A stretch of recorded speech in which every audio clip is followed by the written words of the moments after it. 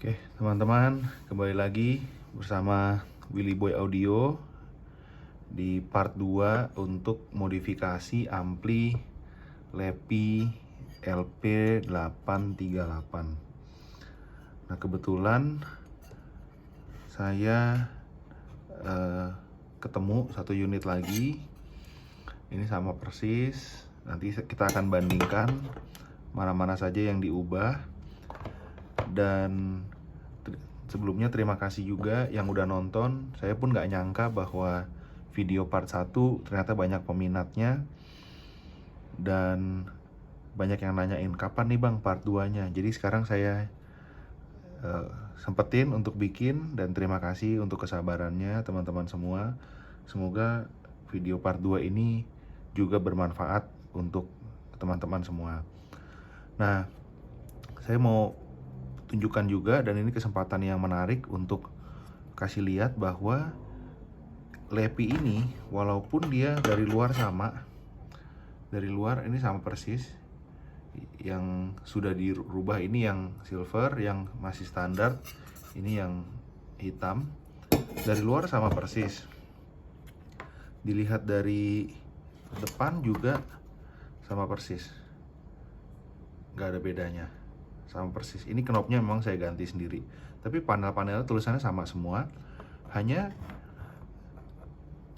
PCB-nya beda nih. PCB-nya beda. Kalau perhatikan di sini chipnya, IC-nya dalam posisi vertikal. Sedangkan di sini dalam posisi tidur di bawah. Ini kakinya di sini. Kalau yang ini kakinya di sini. Tuh, beda. Yang membedakan adalah kode batch-nya. Kalau saya perhatikan di sini 200507 2. Kalau saya perhatikan di sini, teman-teman mungkin lihat nih tulisannya. Gimana ya biar kelihatan ya. Nah, ini PCB-nya ada kode 200507. Mungkin ini 20 Mei 2007 PCB-nya. Kalau yang ini tulisannya 21/12/15. Mungkin 21 Desember 2015. Jadi PCB-nya agak beda. Memang ini yang lebih baru yang saya beli. Oke, tapi nggak apa-apa. Ini bukan masalah. Kita kembali ke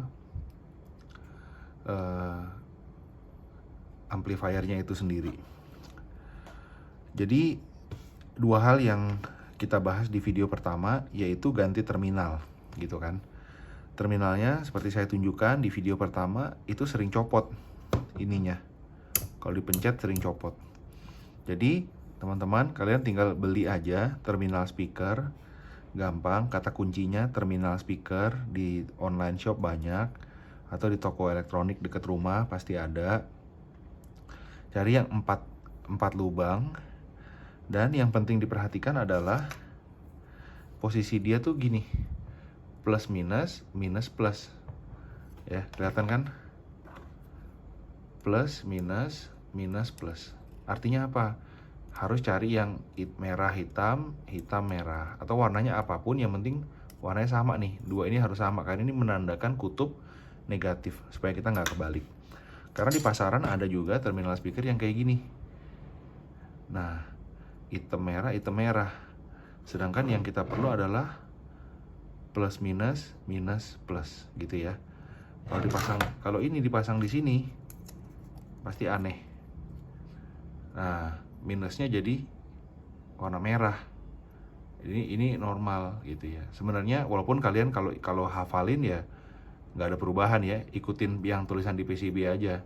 Ini nggak masalah. Tapi jauh lebih enak, jauh lebih proper modifnya kalau diganti dengan yang merah hitam, hitam merah. Kabelnya yang saya pakai, saya berusaha cari yang setebel-tebelnya. Memang jadinya agak kaku. Ini kalau nggak salah 18 AWG. Kalian cari aja kabel 18 AWG, atau bisa juga cari copotan dari kabel bekas PSU komputer. Ini banyak seukuran ini. Di sini juga sama, kurang lebih ukurannya sama, 18 AWG. Jadi tinggal cabut aja, panasin, cabut, panasin, cabut, panasin, cabut terminal yang lama, lalu pasangin kabel dari konektornya. Ya, ingetin posisinya, plus minus, minus plus, ikutin posisi yang kabel aslinya, lalu bikin jumper ke sini. Udah, ini gampang banget. Lalu lanjut, bagian keduanya adalah soal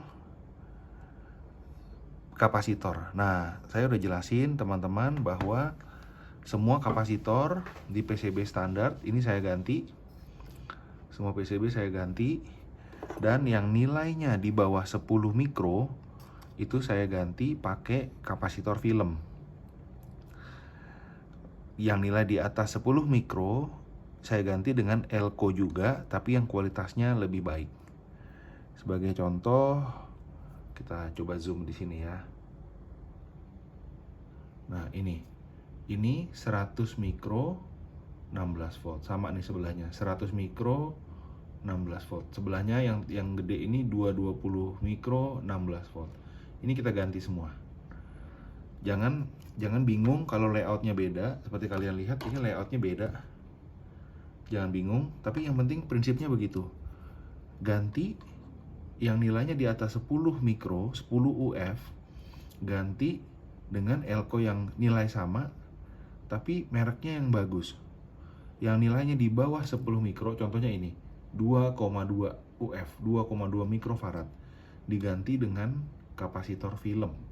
Boleh MKM, MKT, MKP, MKS, nggak masalah. Yang penting ganti dengan kapasitor film. Ini juga ya. Ini juga nih 220, ini juga 100. Nah, ini semua harus kita ganti. Lalu pertanyaan lagi, bagaimana supaya bassnya mantep, supaya nggak bleber di subwoofer? Nah, di sini kuncinya. Seperti kalian lihat, ini jack untuk adaptor masuk, itu langsung tembusnya ke sini nih. Nah, nyambungnya langsung ke sini.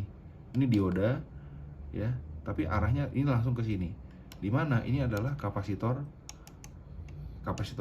penyaring DC sekaligus juga jadi penampung dayanya ya, berfungsi sebagai kapasitor untuk menampung daya, sehingga kalau butuh dorongan boom boom, dia tidak perlu nunggu daya dari listrik, tapi ada yang disimpan sebagian di sini dan itu bisa dialirkan. Maka ini yang saya lakukan, teman-teman. Pertama, kapasitor yang nilainya di atas 10 mikro. Yang nilainya di atas 10 mikro, kalau di PCB yang baru ini saya ganti. Nah, tadi kan ada nilai 220, saya ganti pakai Nippon Chemicon. Lalu nilainya 100 UF, 100 mikro, saya ganti pakai merek Rubicon. Ini sama, Nippon Chemicon juga. Jadi ini ganti pakai Nippon Chemicon. Kalau yang di orinya itu nggak bermerek kapasitor Cina. Bukan berarti kapasitor Cina pasti jelek, karena mungkin aja merek-merek ini juga dibuatnya di Cina. Tapi kapasitor yang bermerek bagus seperti Nippon Chemicon, Rubicon, dan di sini juga saya pakai Nichicon. Ini nih mereknya Nichicon 100 UF. Itu standarnya lebih terjamin. Mereka lebih waspada atau lebih serius soal safety. Jadi teman-teman, sekali lagi seperti saya bilang di video pertama, jangan berharap suaranya jadi lebih bagus dulu. Anggap aja ini perawatan.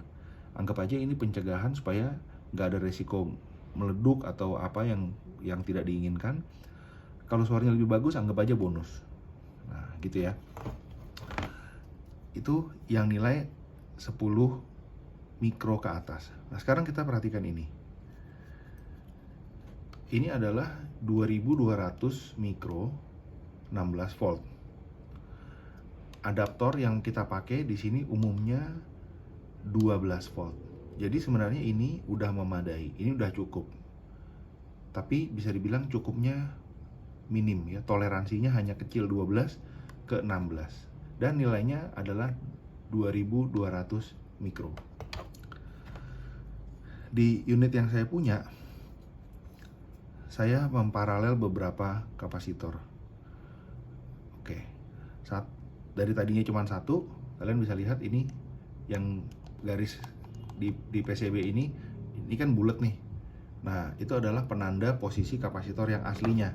Kurang lebih seperti begini, ya kan? Posisinya gitu, ada arsiran bulatnya. Dari 2200 saya tambahin jadi ini 3300 tambah 1000 tambah 220. 1 2 3. Ini di PCB yang ini, di PCB yang versi ini ada kapasitor kecil yang nempel di pin power. Nempel di pin powernya si chip. Kalau di versi lain nggak ada, nggak apa-apa, jangan khawatir. Tapi kalau ada, bagus banget ini juga diganti. Dari tadinya 2200 jadi 3300 tambah 1000 berarti 4300, ditambah ini jadi 4500. Dengan kata lain, ini sudah 2 kali lipat daripada kekuatan atau kapasitas yang di awal. Lalu dari yang tadinya 2216 volt menjadi 4500 25 volt. 25 volt. Dan ini juga, apakah bisa kelihatan? Ini juga 25 volt. Jadi nilai kapasitansinya bertambah dan juga kesanggupan dia menahan voltase juga ditingkatkan. Ini sangat pengaruh untuk bus. Oke, kita sudah bahas nilai yang antara 10 mikro ke atas, lalu kapasitor utama untuk meningkatkan bus dan respon gebukannya. Dan saya mau kasih tahu juga bahwa lebih bagus ini dibuat lebih kecil. Kalau teman-teman pernah baca atau pernah dengar tentang bypass kapasitor, nilai yang besar di bypass sama nilai yang kecil, di bypass sama nilai yang lebih kecil lagi, di bypass sama nilai yang lebih kecil lagi. Ini di bawah ini 220 nano. 220 nano. Ini memfilter suara-suara frekuensi tinggi sehingga denging dan lain-lain ini jadi ikut kesaring juga di sini. Oke, ini pembahasan soal kapasitor power. Nanti kalau kurang jelas silahkan tanya. Lanjut ke nilai di bawah 10 mikro. Nilai di bawah 10 mikro, seperti saya jelaskan di video awal, banyak berhubungan dengan tone dan volume. Ini area-area tone control, treble bass. Nah, dia ada di sekitar sini nih. 1, 2, 3, 4, 5. Ini kapasitor kecil-kecil yang nilainya di bawah 10 mikro. Harus diganti dengan, nah ini dia nih ya, gantinya pakai MKM. Memang jauh lebih mahal. Kalau yang 2,2 mikro Elko itu mungkin harganya cuma 500 rupiah atau 1000. Tapi kalau beli yang kayak gini mungkin udah 4000, 3000 atau 5000, berkali-kali lipat lah. Tapi kapasitor film itu jauh lebih stabil di nilai kecil. Kapasitor Elko itu kurang stabil di nilai kecil. Jadi seperti teman-teman lihat nih, contohnya kayak gini. Ini sebenarnya adalah tempatnya bekas Elko nih. Di PCB-nya ada tulisan kan. Lalu di sini juga nih. Di sini kelihatan nggak ya? Nah, nih. Ini juga bulat nih. Tempatnya tempat Elko. Tapi saya ganti dengan kapasitor film. Ini 1 mikro, ini 2,2. 1 2 3 4. Nah, ini 2,2. Lalu saya kasih selang bakar supaya dia nempel dan nggak goyang-goyang. Di sini juga saya kasih Bluetech. Di sini juga kasih Bluetech supaya nggak goyang-goyang, nggak getar. Di Elko seperti teman-teman lihat ada plus minus. Ini plus, yang di arsir itu minus ya. Kakinya ada plus minus. Strip ini menandakan minus. Nah, strip terhubung dengan yang garis di arsir. Ini minus, ini minus. Ini minus, ini minus. Ini ya, strip pada body menandakan kutub negatif dan garis pada PCB menandakan tempatnya kutub negatif. Tapi kapasitor film tidak ada positif negatif. Dia non polar atau bipolar. Tapi saya lebih suka menyebutnya non polar. Jadi jangan khawatir masangnya madep kemana, itu tidak masalah untuk kapasitor film. Nah, sebenarnya itu aja teman-teman. Penjelasannya sudah lengkap ya, seperti kita bahas di awal. Kita ganti terminal speaker. Oke, saya ingatkan lagi, plus minus, minus plus, sesuai dengan cetakan di body ya, plus minus, minus plus. Lalu kalaupun beda-beda batch karena nomor PCB-nya beda, nggak apa-apa, jangan khawatir. Gantilah nilai-nilai yang 10 sampai 220 diganti dengan kapasitor Jepang yang bermerek, yang bagus. Nichicon, Rubicon, Panasonic, ya, Elna, Nippon Chemicon, semacam itu pasti bagus. Cari yang ori. Di sini nilainya diganti, kalau mau diparalel, ya, kalau mau pakai satu aja juga udah cukup. Cuman ini saya iseng aja di paralel banyak. Ganti, dan kalau bisa perbesar 25 volt. Cari yang cebol, cari yang gendut cebol, karena dia ingat harus masuk ke sini ya teman-teman ya. Nah, jadi kalau misalnya ketinggian, contohnya ini, kalau dipasang berdiri dia pasti nggak muat ketinggian ya. Jadi harus diakalin lah, pasang miring. Nanti kalian sebelum disolder paten diperhatikan dulu lah, ini apakah muat atau tidak. Oke. Lalu yang terakhir, kapasitor untuk tone control. Wah, ini sangat, bagi saya secara subjektif sangat ngaruh untuk tone-nya jadi lebih enak, jernih. Kalian layak lah untuk coba tingkatkan ini dengan kapasitor film. Ini juga ganti dengan kapasitor film. Nilai-nilai di bawah 10 mikro, 10 UF. Nah, udah sekalian dibuka, pakai kontak cleaner, semprot ke dalam sini. Udah sekalian dibuka ya, sekalian bersihin potensio 1, 2, 3. Sekalian bersihin, jangan pakai WD-40 tapi namanya kontak cleaner atau electronic cleaner. Sini juga bisa nih, ada lubangnya nih. Nah, sini ada lubang nih, semprotin. Udah, sambil diputar-putar.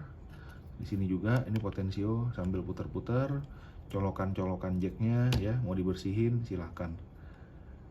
Oke, tinggal kembalikan, dimasukin lagi. Yang mau saya mention di poin ini adalah ini heatsink paste atau pasta thermal gitu ya. Ini sering udah habis nih. Nah, di sini kan udah menipis nih. Jadi yang bisa teman-teman lakukan adalah ambil sedikit dari sini ya, dikerok dikit, kerok dikit, olesin lagi di sini, olesin di sini, nah, olesin lagi di sini.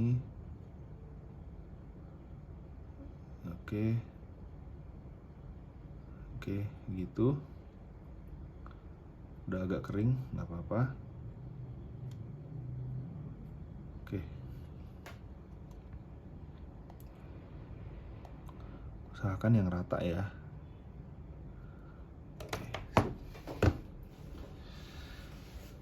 Setelah itu udah bisa dimasukin lagi deh. Ini dorong.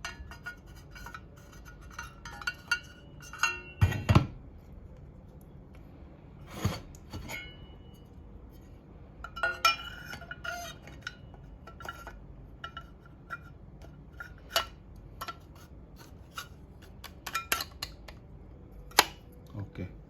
Lalu udah bisa dipasang lagi seperti biasa. Kira-kira seperti itu teman-teman. Semoga membantu. Semoga durasinya tidak kepanjangan. Jika ada pertanyaan, silakan tulis. Saya usahakan untuk jawab semuanya. Dan terima kasih sudah menonton sampai ke akhir. Semoga sukses dengan modifikasinya. Kerjain pelan-pelan. Pakai solder dan timah yang bagus, supaya kalian nggak repot sendiri nantinya. Oke, terima kasih banyak.